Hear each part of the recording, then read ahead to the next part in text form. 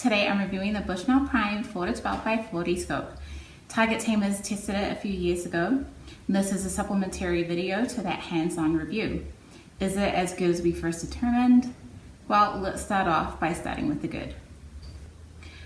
I loved having the side focus. I reckon they're easier to use without taking your eyes off your sight like you may have to do with an adjustable objective on this end. Markings from 10 yards to 100 were impressively accurate. I had to play with it to get perfect focus at 100, and it ended up being about 110 yards to get it for my eyes. Clarity, color fidelity, and sharp reticle focus were spot on. Eyepiece has smooth movement, no play. I have no gripes at all about the glass. It does have fully multi-coated, ultra-wideband, and exo-barrier coatings. The Prime series is an entry-level series. Even so, the Prime scope did allow me to see my groupings on white.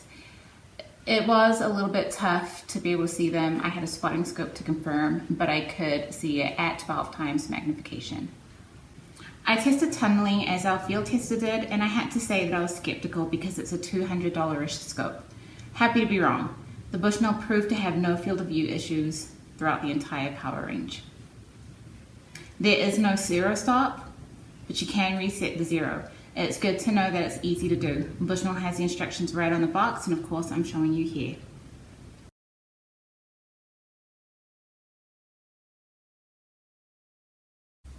The build quality is really great. It's IPX7 rated, submersible, it's 12.8 inches long, and it has a good weight of 18 ounces. It takes 1-inch mounting rings, and it almost has a sort of sheen on the finish.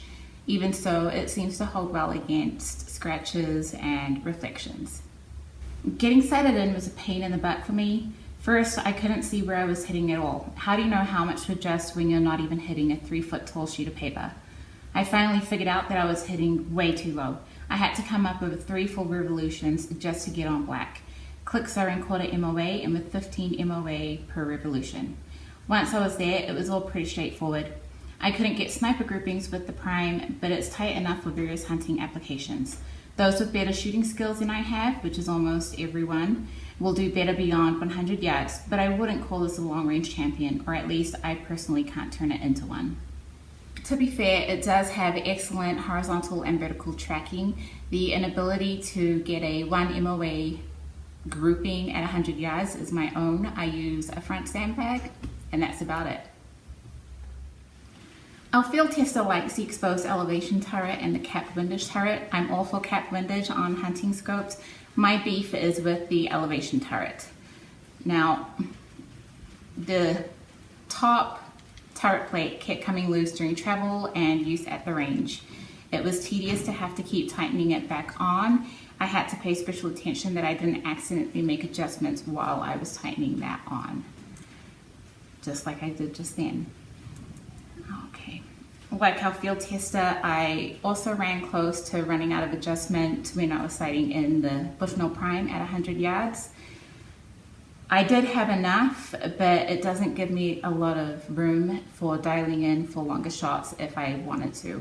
And with the SFP duplex style reticle, I'm limited there on holding over as well.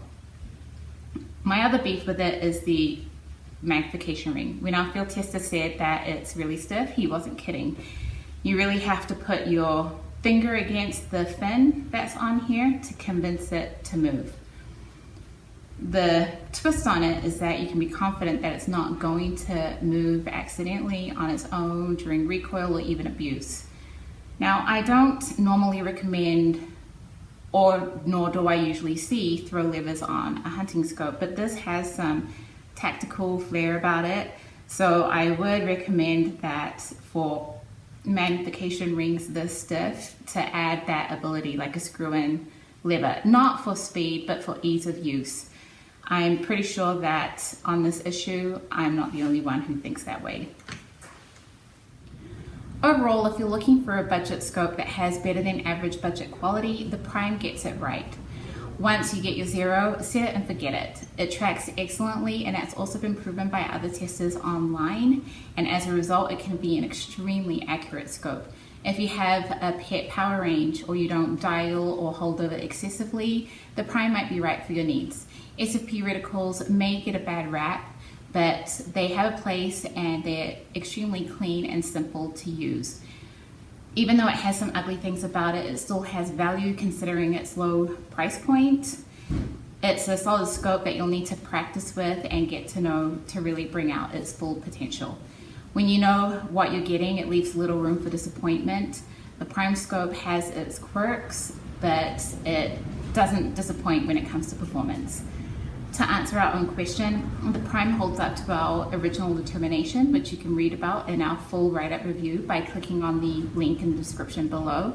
While you're at it, please like and subscribe. Thanks for tuning in, everyone. Tina from Target Tamers, out.